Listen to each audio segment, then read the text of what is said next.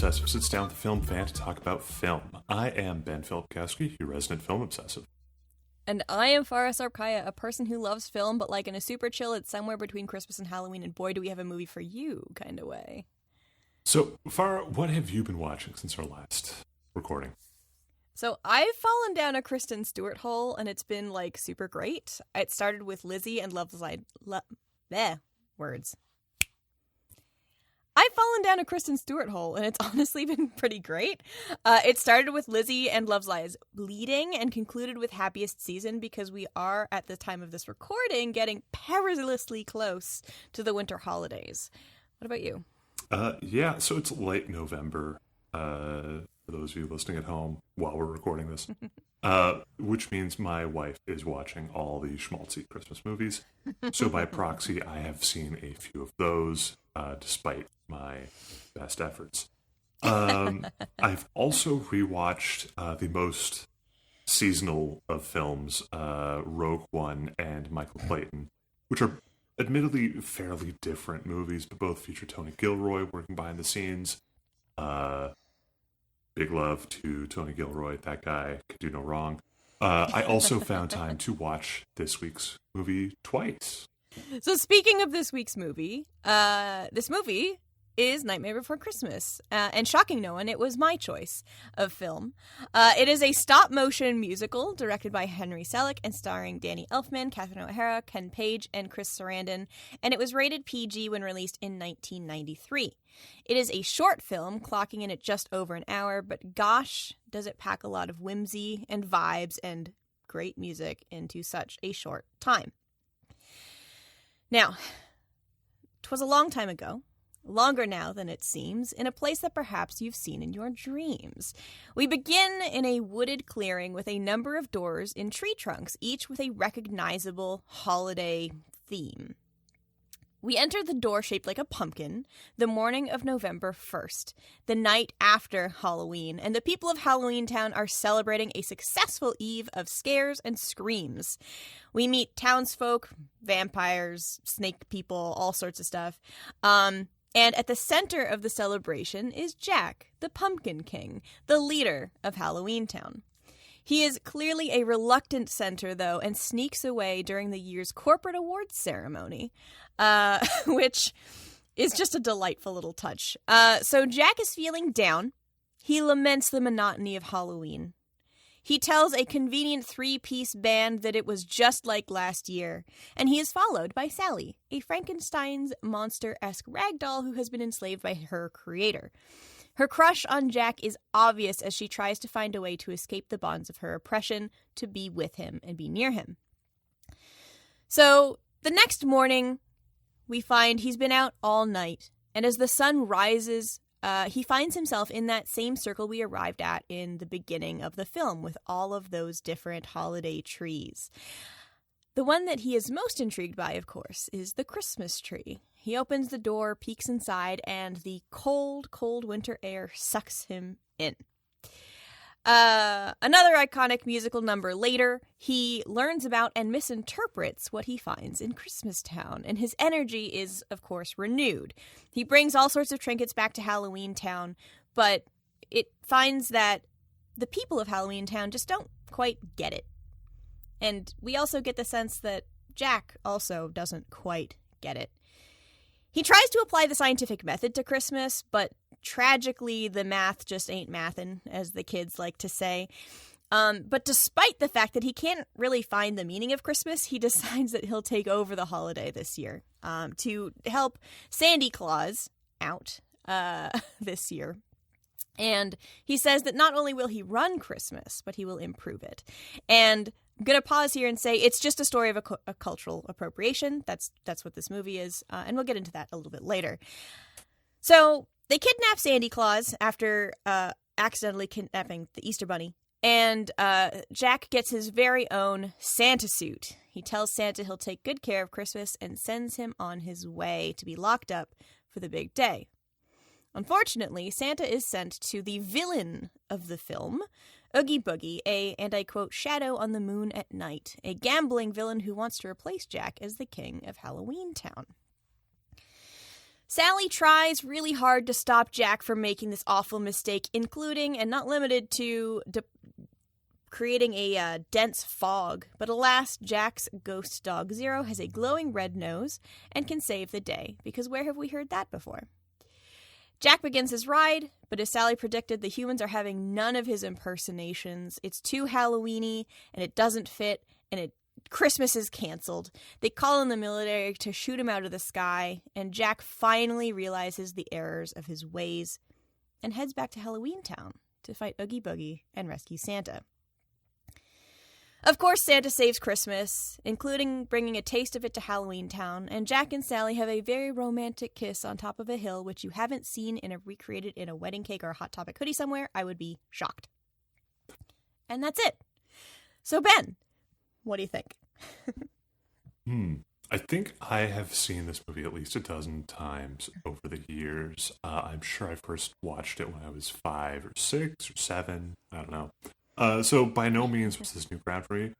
Still enjoy watching it. That said, watching it for this podcast was weird for me because I couldn't really find like one thing, one technique, one idea to focus on. Like I couldn't really pick like what's the lens that we're gonna look at this thing through and analyze it through. I don't mean to say it's a bad movie and that it's not doing anything interesting. It's good. It's fun.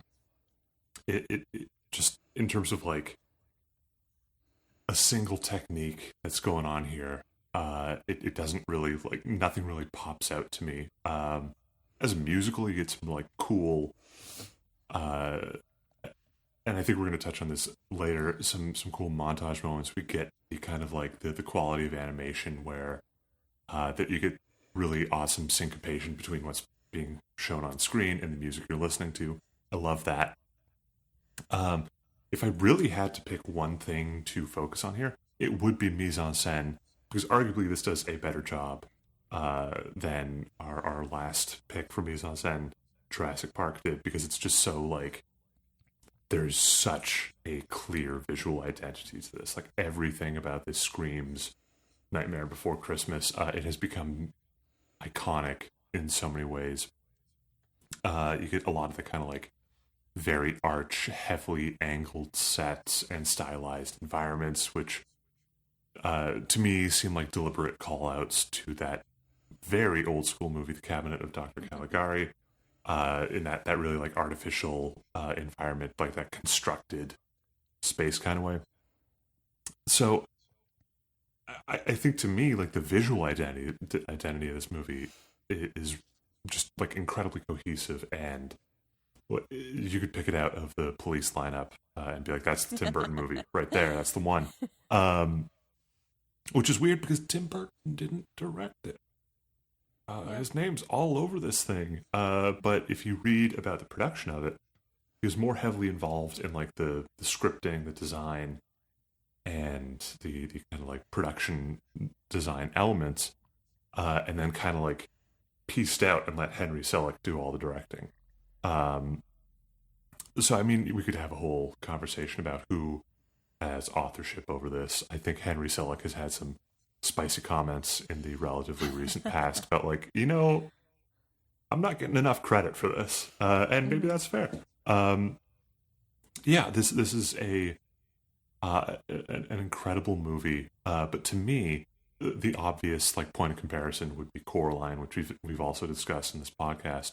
I think Coraline is, for me at least, like a much richer experience. There's a lot more for me to kind of like sink my teeth into. And I'm wondering maybe if part of the reason that I struggle with really engaging with this movie is because it's just like, it's everywhere in so many respects. Like you talked about, the wedding cake topper or a Hot Topic hoodie. And I'm like, yeah, that I've seen those things and more. So, I enjoy it. I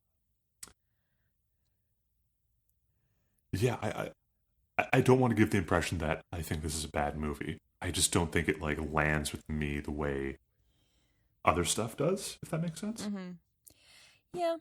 I mean, it's a very specific vibe, right? And I think, kind of to your point of mise en place, right, speaking to that a little bit, is it has a very distinct, like you said, it's clearly a Tim Burton film. Like, it's clearly a Henry Selick film. It's clearly, like, all of these things. And it has a very simple story. Mm-hmm. As much as my summary was long and rambling, it's literally just the leader of this company is feeling a little down and bored because he's too good at his job. So he tries something else, and it doesn't work, and he has to bring in an expert to fix it. The end.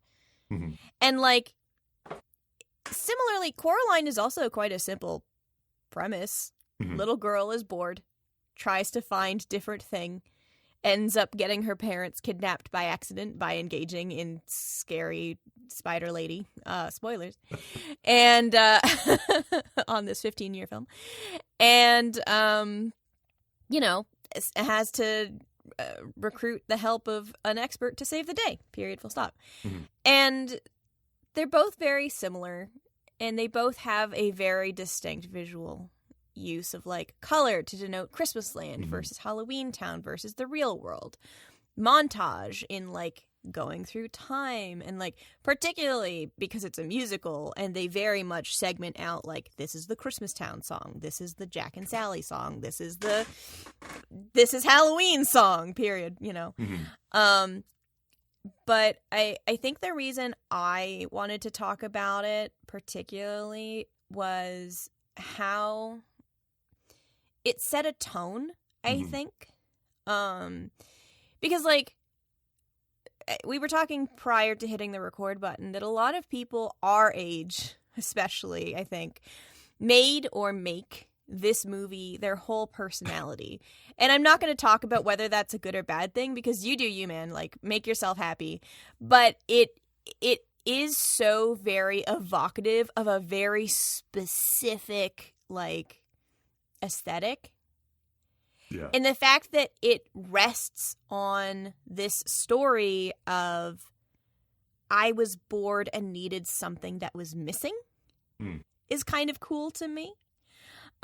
Because, like, how in my notes as I was watching this for the God knows how many times, I wrote, like, Jack is depressed and bored, and I went, relatable. Like, when you're really good at something, like, not to toot my own horn here, but when you're really good at something, it can get boring and monotonous until you can find that, like, new perspective on it or whatever. And the fact that the choice was, hey, the king of Halloween is bored, let's look at Christmas, was really, like, fun. I don't know. I think that's great. Yeah, I think, like, the fact that this is basically, like, a kid's movie about depression is quite interesting. Yeah. I mean, like, the fact that is something that exists is noteworthy in and of itself. I think, like, yeah, the idea that, like, so much of this is relatable on at least very, like, very, not basic levels, but on very, like, human, understandable human emotion. Like, the idea of, like, I am bored and depressed. Like, I am, this kind of idea of longing, really, now that I think about it. Sally is longing for Jack. Jack is longing for something else in his life. Turns out it's Sally. That's what he really just needed to talk, be able to talk to someone. The idea of, like,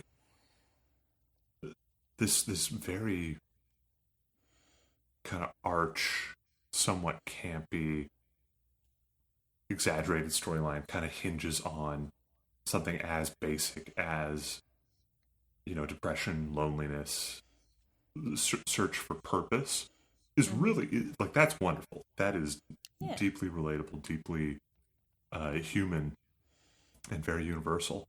I think part of what I want more of in this movie, and I think where it kind of, like, falls flat for me, is that is not necessarily woven through everything the way that some themes are in other movies. that's not necessarily a knock against it. It's just, again, I'm looking for, like, just give me a little bit more. Just need a little bit more. But that being said, like, the aesthetics of it, like, there's a reason why it is so iconic. There's a reason why it has had such a life beyond the movie. Like, it is, I mean, there are video games, and I don't just mean like Nightmare Before Christmas video games. There are, like, this thing crosses over with, like, classic Disney in the I do not understand the Kingdom Hearts game series, but as I understand it, you can recruit Jack Skellington and Goofy to fight demons in that. Yeah. Come at me in the comments if I've got that wrong. But, like, yeah, like, there is, like, the theatricality of it. That opening musical number, I do love that. I think, like, there's a part of me that kind of, it's like, well, what if you just did one of these, but about Halloween? What if it was just about Jack being a pumpkin-headed badass for a bit? That'd be pretty cool. I'd love that. Yeah. Well, yeah. It's funny you say that, because, like, one of the critiques I've had of late of a lot of the, like, new Disney movies is that it is showstopper after showstopper after showstopper, and it feels very intentional to be like, every one of these songs, I want it stuck in your head forever. Like, it's not just Frozen. We need every song to be the same, but insofar as effect, right? Whereas in Nightmare Before Christmas, like, there are a couple songs that are, like, even if you've never seen the movie, you've probably heard snippets of this music referenced somewhere because they are quite iconic. But also, they're not showstoppers for the sake of being showstoppers. Like, they do a very good job tying the music to the relevancy, like, in true musical fashion, but like they're not afraid to then go a little bit quieter and have that, like, more gentle kind of, like, Catherine O'Hara does a beautiful job with Sally, because, like, if you think of Catherine O'Hara now, she is a powerhouse. Like, she's quirky and she's fun and she's just this personality, and then Sally is, like, this really gentle, soft little woman who needs her man, and, like, but also she's unique and intelligent and smart and whatever. It kind of honestly reminds me of Felicia Day playing Penny in Dr. Horrible. It's that same vibe when, like, you've seen Felicia Day be this, like, over-the-top, exceptional nerd person, and then you see her as Penny, and you're like, what? Yeah. You dialed it right down. But yeah, they've tied all of the music also in a very effective way to being, impactful without being over the top in, like, a bad way. Because it's definitely over the top. Oh yeah, yeah. What would you say is your favorite musical number in this? Oh, why would you ask me that without prepping me beforehand? Because, like, obviously the Oogie Boogie song. Yeah. Because Ken Page is 100%. Incredible. But also, this is Halloween. But also, What's This? Because the energy of What's This is just so good. Just, I think, yeah, probably those three. If I had to listen to one on repeat, it might be What's This? Probably. Because it's just so, like, punchy and quick. But if I had to go for, like, what I think the best song is, it's probably Oogie Boogie. His solo is just, I just love Ken Page. Yeah, the fact that song is basically his introduction goes a long way to helping me forgive the fact that, like, he shows up almost, like, halfway through the movie, it feels like. Like, our antagonist does not really show up. He's just kind of there because it's almost like the movie decided we need an antagonist. Well, I mean, they do talk about wow, words. They do talk about him quite a bit. Like, the Lock, Stock, and Barrel talk about him in their song, and he's referenced in like the introduction song when they introduce all of the like villainous creatures. Not villainous, I shouldn't say villainous, they're not bad, they're just Halloween. But like, he is mentioned, and I feel like, to your point, it's a missed opportunity of like, they were trying to do foreshadowing of like, this is a big bad guy, but it just didn't land enough, because you're surrounded by Halloween critters whose whole thing is scaring children. Like, well, and also we were chatting about this a bit, but the idea that like Dr. Finkelstein is kind of established early on as he's going to be this big obstacle between Jack and Sally, and this kind of like antagonistic character, and that kind of disappears. So I think like the maybe making him more background, but having more like meanwhile in the sinister gambling den that Oogie Boogie calls home. That would have been that's a change. I would make that change personally, but you know, obviously this has not stopped the movie from being beloved and iconic for so long. Yeah. And I think too that speaks a little bit to the challenge with how, so this movie does montage really well, I think, because if we remember, we start on November 1st, right? Where it's like 365 days till next Halloween. We need to get started planning right now. And then, you know, we end the film on Christmas. Yeah. And within that, there are many a montage of like the citizens of Halloween Town preparing for Christmas, which is delightful because it's their interpretation of Christmas. But I do think you lose a little bit of that foreshadowing of Oogie Boogie because it's so focused on musical number, and you can't really like put foreshadowing into that, or at least they don't necessarily, because like you're not going to have a foreshadowing about Oogie Boogie while Jack is singing about Christmas Town, right? Yeah. Like, while Jack is researching Christmas with like his Bunsen burners and whatever, trying to find the meaning of Christmas, you're not going to pivot to like Oogie Boogie being nefarious somewhere else. It's very segmented. Yeah. Just to interrupt there, I love that his testing process for Christmas, he has a book called The Scientific Method. Yes. I love that. My favorite part, honestly, is his mathematical equations and his division. So I love math, but he has like chestnuts over an open fire, like as a fraction. And then it's just like equals Christmas ? And his insistence that Santa Claus is Sandy Claus and he thinks Santa's gonna have like pincers is just I think it speaks a bit to the theme of cultural appropriation a little bit. Yeah. Because he fully like misses the point in a very charming way, but also in a way where you're like, if you had just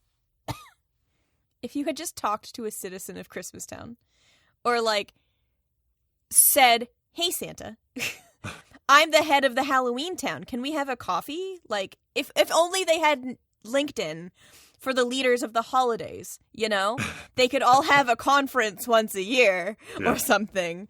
'Cause like there's an inference in the story of the film that Jack has been the Pumpkin King basically forever. Of course, Santa has been the head of Christmas forever. The Easter Bunny is featured and all that jazz. And I am so curious about the head of, like, Thanksgiving, but that's beside the point. And there's an inference that Santa knows that Jack exists and that the other holidays exist, but Jack doesn't. And that was a very interesting, and it only comes up at the end, and it was a very interesting, like, wait. Hold the phone. God, that just makes me think that, like, how, like, when, like, there are people who are really into Halloween.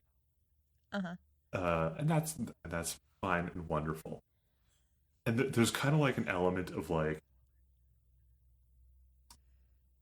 like, cold weather gets here and someone is like, oh, it's almost time for the holidays. And someone's like, oh, you mean Christmas? They're like, nope, Halloween. And that's what Halloween Town is as a whole. They're just like, they are that person who just has blinders on to other holidays. Like, the rest of the world probably, the rest of, I say the rest of the world, a strong majority of people in North America are going to be a lot more into Christmas. But then they're the people who love Halloween tend to really love it. Yeah. I don't know. Maybe that's like that. I don't want to call it like meta commentary, but that's how I'm reading it right now. So. Well, it's funny you say that, because, like, I was, and this is a very, very aggressive divergence from this conversation. There is a podcast called You're Wrong About. Shout out to the cast of You're Wrong About, because y'all are great. But they talk about how Halloween came to be and how much it was rooted in just, like, violence and tricks in the best, like, both the best and the worst possible ways. If y'all haven't learned about the history of Halloween and its development in North America over the last 100 years, you should look that up. It's really cool. But the all-encompassing personality of Halloween, of this time of, like, tricks and rebellion and, like, that kind of thing, and absence, divergence from the norm, is really interesting to me. Okay. Listen to this. Yeah. Oh, it's truly fascinating. I will try to remember to link it in the show notes. I'm saying this out loud, so I remember to link it in the show notes, because it's the way it's represented here in this movie is very violent. It's a very violent form of Halloween. Like, the only one of the corporate awards that we hear about is for the vampires for sucking the most blood, with a very strong second honorable mention to the swamp leeches. Yeah. I can't believe I remember that. But but by the fact that Jack actually physically gets shot out of the sky by the military, and that Santa is a known entity, and the people on the news are like, Santa's disappeared, or Santa has saved the day, whatever, infers to me that the holidays are real, right? And some vampires actually went and sucked the blood of these children in the real world. I'm glad that you bring that up, because I love the there's that scene, like, Jack is trying to do his Halloween and all the gifts he gives are horrific and terrifying. I love the collision of this, like, whimsical Halloween world with, like, kind of the post, the world that he goes, like, the real world that he goes to feels very, like, post World War II, very Cold War, 1950s modern, like, nuclear family sort of energy, which I think is, like, something Tim Burton has real, like, he comes back to as, like, a shorthand for air quotes normal, because he's trying to play with those tropes and those ideas. And I love that, like everyone reacts like you normally react to. It's not just, like, whimsical horror. They're like, this is like a murderous doll that you've given us, and it's terrifying. And we get that kind of, like, the montage of cuts between Jack's like, they're shooting fireworks because they love the job we're doing, and, like, it cuts to, like, NORAD, and they're like, shoot this guy down. Yes. And that juxtaposition is very funny to me. I love that energy, and I love stuff like that. It's the kind of, like, the two realities smashing together in such a darkly comical way. Yeah, I mean, the use of montage in that way is also reflected when Jack is running around Halloween, or when Jack is running around Christmastown and seeing all of the elves doing all of the things and like sleeping snug in their beds with their sugar plum dreams and all that jazz.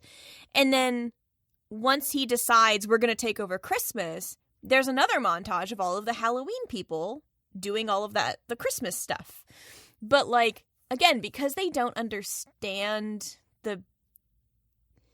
not the meaning of Christmas, because I think they're trying to find it, and Jack's particularly trying to find it, but the aesthetic to them is like, oh, this shrunken head is such a good present for a child.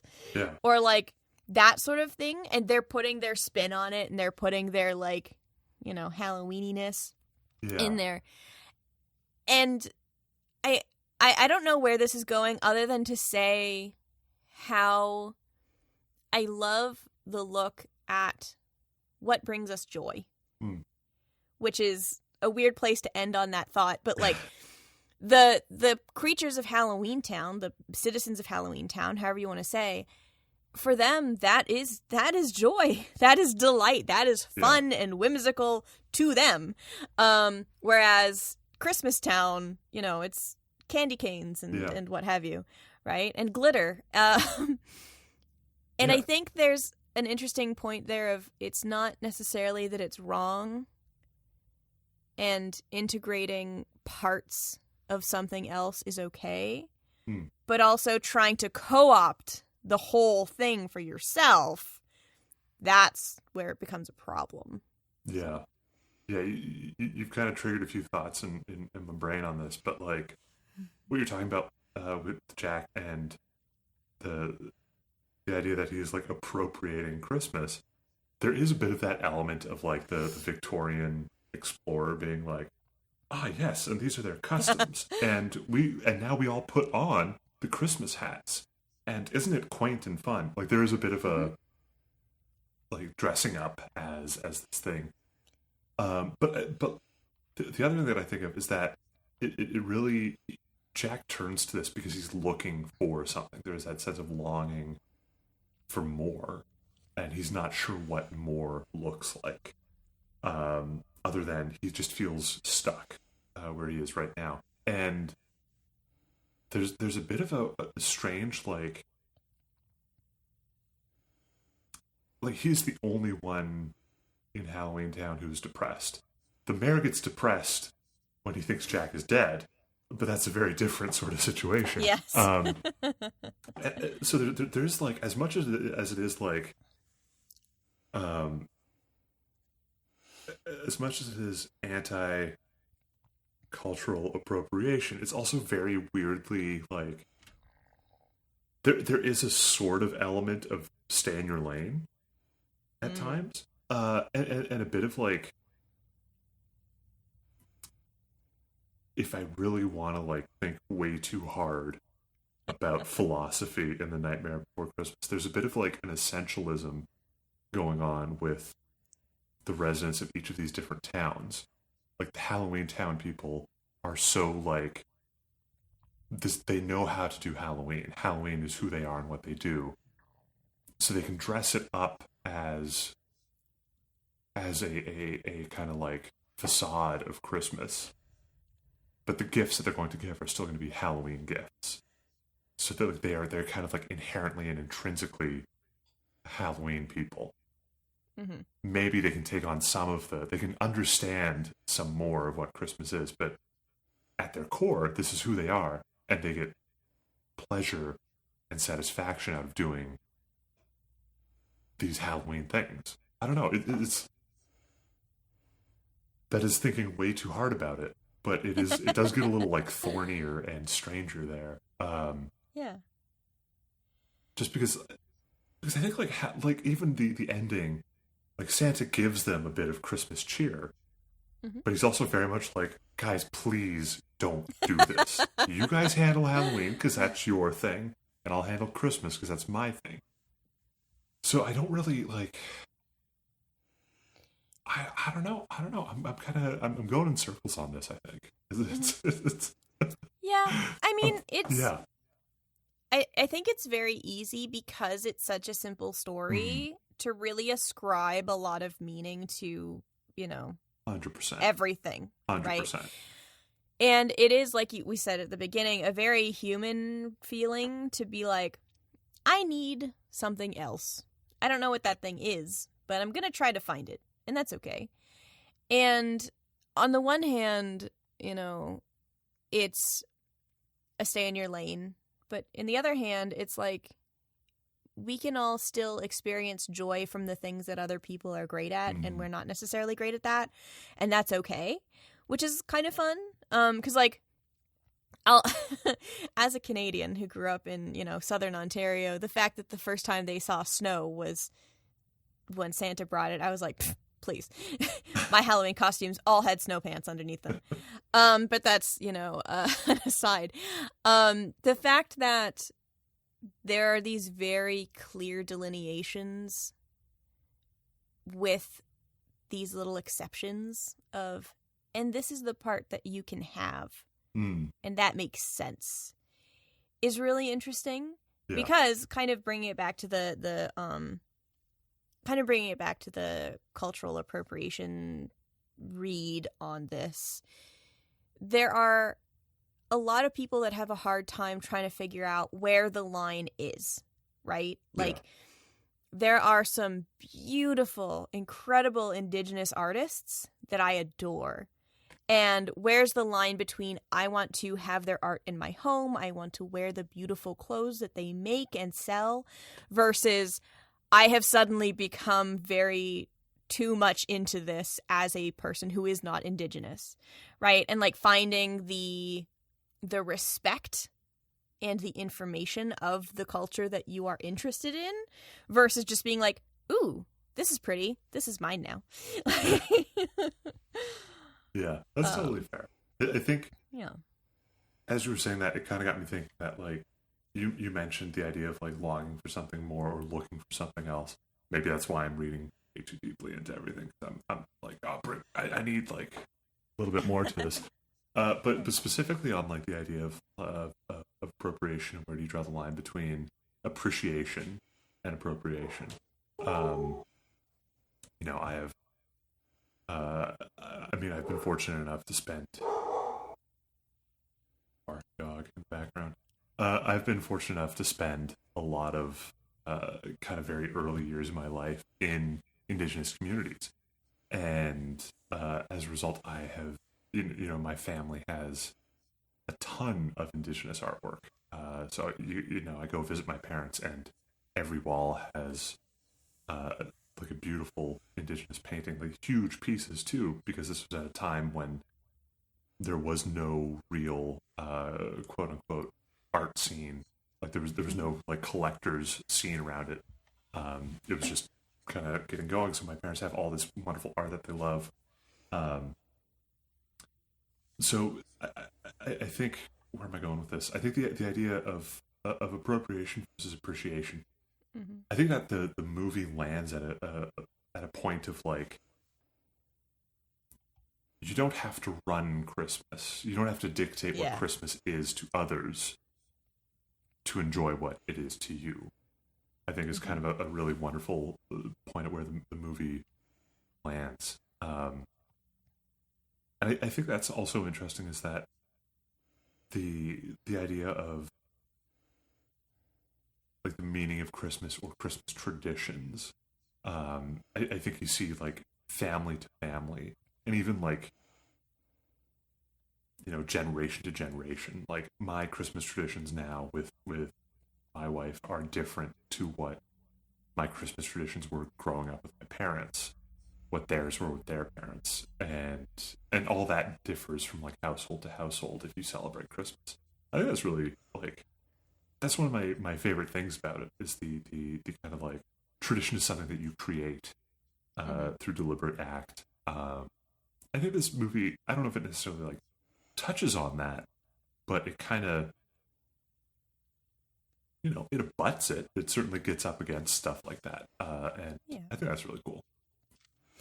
Yeah, and I think as we look at this through the lens of those kind of film techniques that we've touched on already, things like the use of color to start to integrate Christmas into Halloween Town, for example, because we get those pops of red from Jack's Santa suit. We get the white fluffy snow.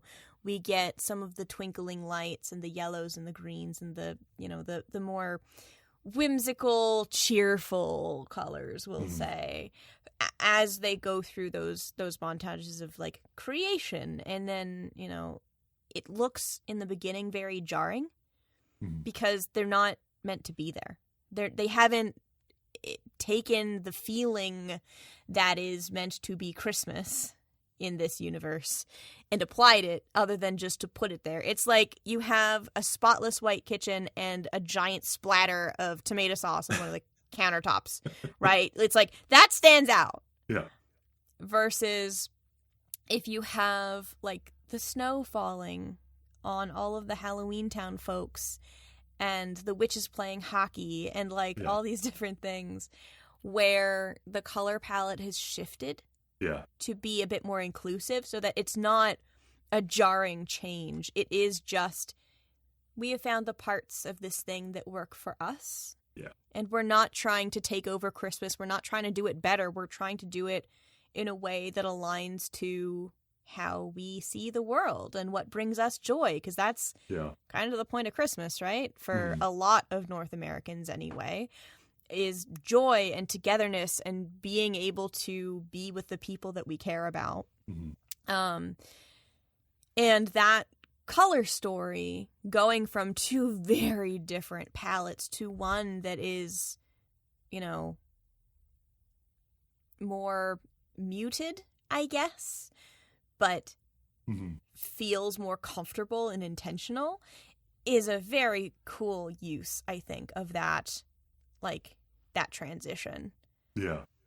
I also think, like, talking about montage I mentioned earlier, and this idea of they're adapting, you know, these traditions, these practices that Jack has told them all about.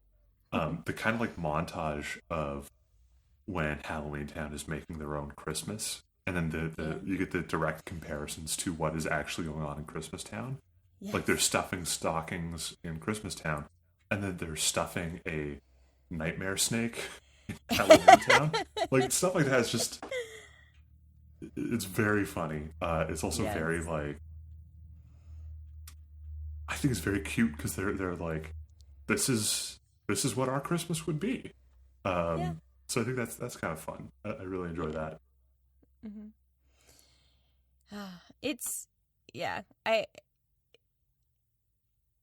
had a thought and then it escaped me. God damn it.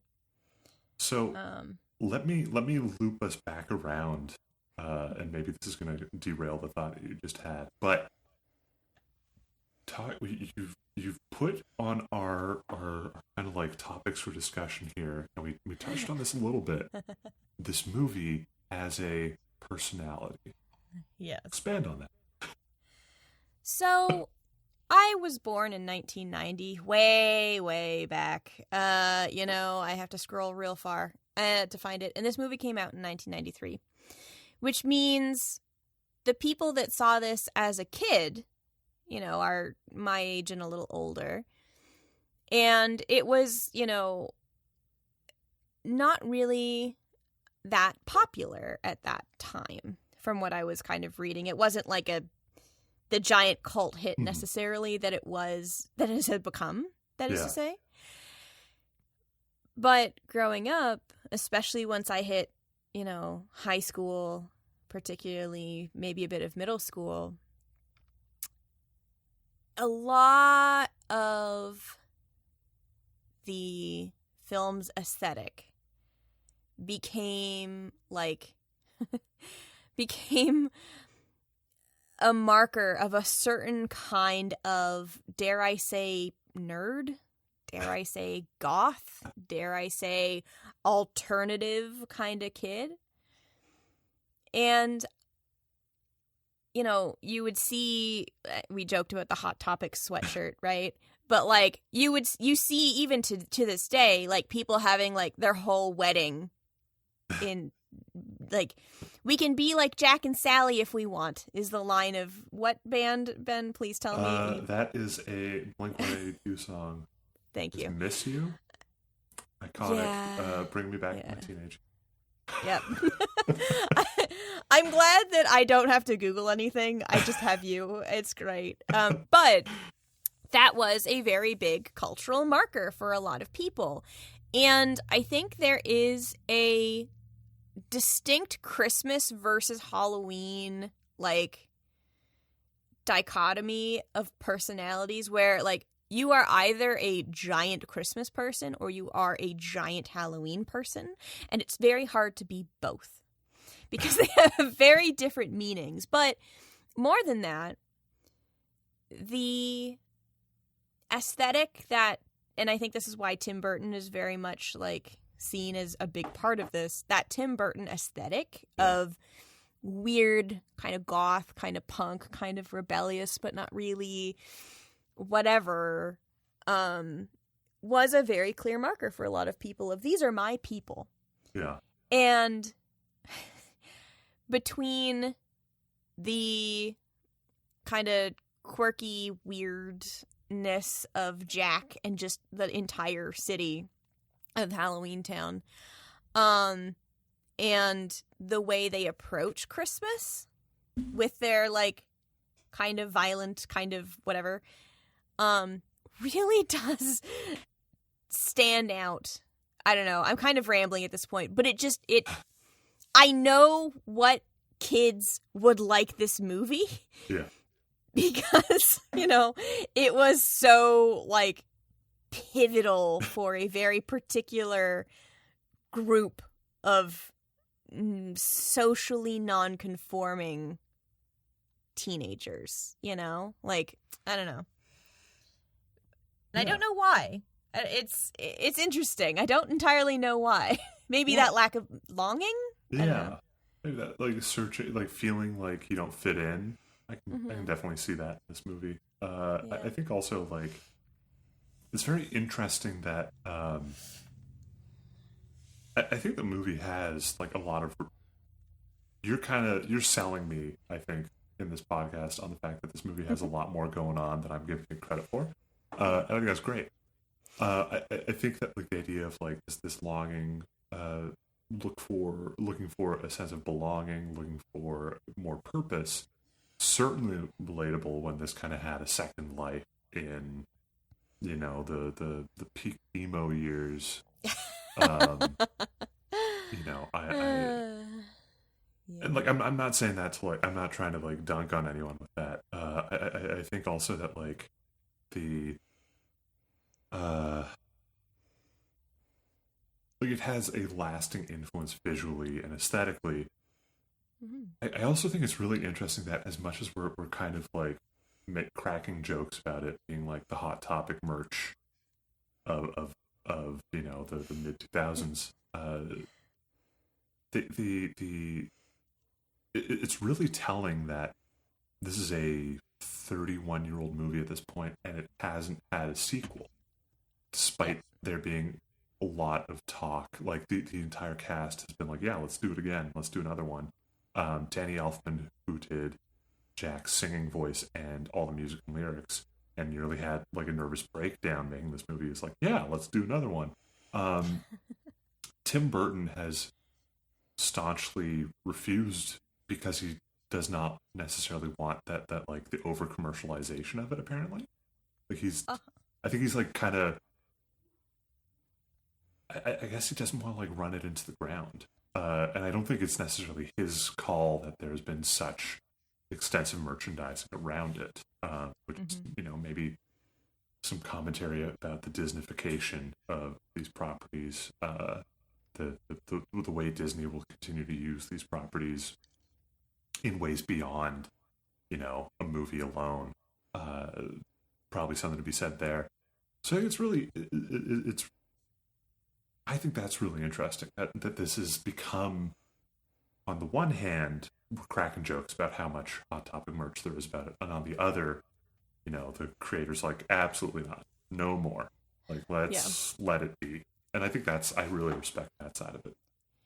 Yeah, I mean, I think it kind of goes back to this being a movie for the weirdos. And I mean that in, honestly, the best possible way. And, like, to be clear, I feel like I need to justify this in saying I don't think there's anything wrong with having this movie as a personality. It is quirky and fun and, like, it's weird. In, like, I showed my mother this movie recently, and she was like, what in the heck am I watching right now? Like, there's too much going on. It's weird. It's scary. It's whatever. And shout out to my mother who listens to this. And it's just the fact that Tim Burton is like, no, we're not going to do this. Also, I think speaks to the fact that if they tried to make this today, it wouldn't work. I don't think you could make Nightmare Before Christmas today, because kind of similar to Jurassic Park, right? They would create a brand around it. It would no longer be for the weirdos. It would be for the profit. And you would make, like, Jack Skellington dolls and Jack Skellington play sets. And I know they just came out with a Nightmare Before Christmas Lego set. Trust me, I've looked. But, like, maybe Sally would be sexier, and it would be like, this is weird and I don't like it. Or, you know, there'd be a little more evil to Oogie Boogie, where he's really just kind of a mischief maker. Like, that's kind of his thing, right? And if they ever made a sequel, first of all, what would you even, Jack Skellington, the holiday series, he goes to, you know, Thanksgiving land? I don't know. What even would that be? But also, like, it just, it's so simple and so, like I said, weird. It just wouldn't land as this unique property anymore, because now it's a sequel. Like, meh. I was just looking up stuff about potential sequels, and as far back as 2003, Disney was like, what if we did a sequel, but with computer animation? Burton apparently pushed back. A quote from him: "I was always very protective of Nightmare Before Christmas, not to do sequels or things of that kind. You know, Jack Visits Thanksgiving World or other kinds of things, just because I felt the movie had a purity to it and the people that like it, because it's a mass market kind of thing. It was important to kind of keep that purity of it." Which is kind of good. Yeah, like, that's totally fair. Because, like, how would A Nightmare Before Christmas 2, you'd have to, like, forget the lessons of this movie, or it has to be A Nightmare Before Christmas 2 Thanksgiving edition, which is weird because you have to hold on to the title for brand recognition, even though it's not going to deal with Christmas in the slightest. It would be like Return of Oogie Boogie or something, and, you know... It's funny that you say that. In 2004, they made a video game called The Nightmare Before Christmas, Oogie's Revenge, which did serve as a sequel to the film, with Burton giving some advice to the developers. But, you know, people have all, apparently, like, a ton of the cast have been like, yeah, like, it'd be cool to do another one. But, you know, as recently as in August 2024, Henry Selick expressed doubt that a sequel would ever materialize, not wanting to, quote, beat the film to death. I think that's respectable. Especially now, like, we're in an era of, you know, legacy sequels. Like Gladiator 2 just released yesterday, I think. Let's just, like, let things just be things. Yeah. I think it speaks a bit to, and this is getting like a 50,000 foot view at this point, it speaks to the artist as the owner of that story in a way that I don't think we have so much anymore. So Ben and I are in a Discord together, and in it he has many a Star Wars rant, and I think I do that in real life too. I mean, you know, yes, but this is where I see it the most. But the idea that it's hard to get Star Wars things created now because nobody owns, like, the director wouldn't own Star Wars because it's part of such a big, like, universe. It has to align with all of this other stuff. In a world of that, and a world of, oh, let's make 5,000 Ocean's 11s. Let's make 5,000, redo. The trailer for How to Train Your Dragon, the live action, just dropped, and it is basically identical to the original film so far. And I'm just like, what are you doing? Anyway. In that world, to have the creator of a thing have the financial pull or the ownership pull, copyright, I don't know, whatever is allowing him to say no thank you to Disney, to be able to say, no, this is a standalone film, period, full stop, brings me a lot of joy. Because he had his vision. He and Henry Selick had their vision, and it's done. And, good. Thank you. Yeah. It's nice to have that kind of finality. I don't want to say finality, but that kind of we're sticking to it. I love that. Yeah. I mean, I think finality is a great word for it because as someone who doesn't work in an industry where anything is ever done, I'm in marketing, we're both in marketing, for the listeners. When I make a thing, it's not a tangible, thing. Yeah. There's always iterations, there's always derivatives, there's all these sort of things, right, that you have to make off this one item. But as an artist, when I make a piece of art, I can just make it and it's done. And there's a thing at the end, period, full stop. Yeah. And there's something very refreshing about that in a world where everything has sequels. Everything is doom scrolling. Everything is always on, Yeah. But I can just watch Nightmare Before Christmas and it ends and it's done. Yeah. It's nice. You mentioned Star Wars, and now I have 10 rants. We'll save those for the Patreon. Yeah. We'll save that for the Patreon. Yeah, the idea that something can just be a statement on its own and not necessarily a franchise, or even I don't think anyone should feel no one should feel discouraged from ever making a sequel to something or a prequel to something. I think that's fine. But there is this kind of it certainly feels these days, you go to watch something in theaters, you go to watch a movie, there's this idea of can we franchise this? I mean, we're in a not even post MCU Marvel Cinematic Universe era. Legacy sequels are everywhere. Everything has to be a massive financial success on its opening weekend and triple its budget to be considered successful. It's just a really weird time for movie making and for creation in general. But I think that coming back to this in that sort of environment, it is really nice that there is a finality to it. Even though Tim Burton has elsewhere done the Alice in Wonderland movies, a bunch of those, which to me do not feel as singular in vision or final. I'm rambling here, but I think that it is nice that there's this entire Wikipedia entry on possible sequel, and it concludes with they're probably not going to do it. And that seems fine. That's good. Yeah, I think it's okay to happily ever after, period, full stop. Mm-hmm. And then just leave it to your imagination if you want to, and if you don't, that's okay too. Anyway. Speaking of finality, because I'm working on my segues here.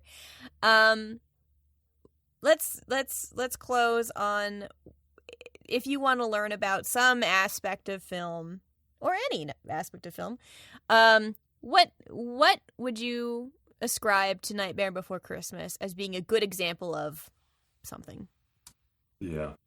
So you wanted This is, I'm saying this because, and for context for you listening at home, this is something I'm saying the week following our Jurassic Park episode coming out, where I kind of danced around the idea of mise en scène in that one. So it's all very fresh in my mind. I'd watch this if you want to learn more about mise en scène and visual identity. I think that this has such a look to it and is very expressive, and you know, it has truly stood the test of time. Like it remains popular, it remains visually unique and engaging in a way a lot of movies really strive towards. So if you want to kind of have a sense of like of that kind of like artistic expression, this is the one to watch. Farrah, heck yeah, you wanna watch this movie, chill out on a Friday night. Why this one? So this movie is whimsical and beautiful. The music is fun. The characters are simple but dynamic. And if you're into things like Beetlejuice or Wednesday and haven't seen this movie, turn off this podcast and go watch Nightmare Before Christmas. This is your vibe, and it's a great way to spend an hour and change, to have songs stuck in your head for the rest of your life. You know what else you should watch? Us on social media. Maybe not watch it. Listen, segues are the name of the day. You can find this podcast at Coffee Kurosawa Pod on Instagram, Patreon, and Blue Sky as at Coffee and Kurosawa, .bluesky.social, and as Coffee and Kurosawa on Facebook. You can find me at Farrah Sarpkaya on Instagram, TikTok, and Threads, and at sarpkaya.ca, where I lend my voice as a voice actor. Ben, where can the people find you? People can find me on Letterboxd as Benjamin. You can find me on Instagram under the same username. I'm bad at social media, so I do not have a steady answer or a stable. You're also on Letterboxd. People can follow you on Letterboxd. Yes, Letterboxd. I think, yeah. If I didn't say Letterboxd, Benjamin. Yeah. Still figuring that out. If you haven't listened to some of our older episodes, do that. And don't forget to rate, subscribe, and comment in your platform of choice. We appreciate you. Thank you for listening to our rambles. And we'll see you soon.